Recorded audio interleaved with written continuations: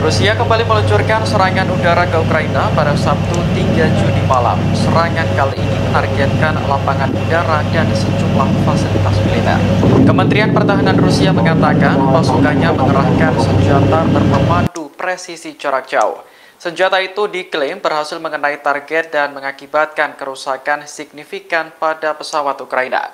Selain itu, sejumlah fasilitas militer juga turut dihancurkan, seperti pos komando, instalasi radar, peralatan terbang hingga gudang senjata dan amunisi. Rusia juga menargetkan bengkel perakitan drone Ukraina di dekat kota Dnipro dalam serangan tersebut. Dalam 24 jam terakhir, pertahanan udara Rusia juga menembak jatuh 2 rudal jelajah Storm Shadow buatan Inggris. Kemudian 14 roket yang ditembakkan dari HIMARS buatan Amerika Serikat dan peluncur roket ganda uragan era Soviet. Ada pula 2 rudal taktis Toskayu yang ditembakkan oleh pasukan Ukraina.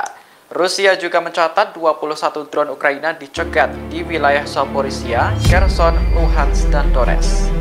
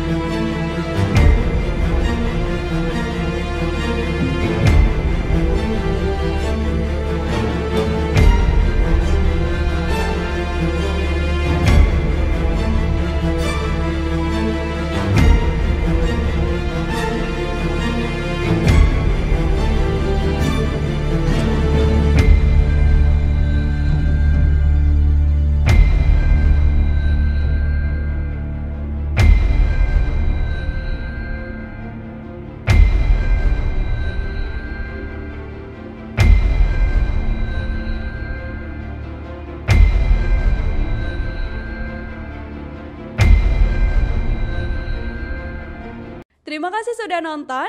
Jangan lupa like, subscribe, dan share ya.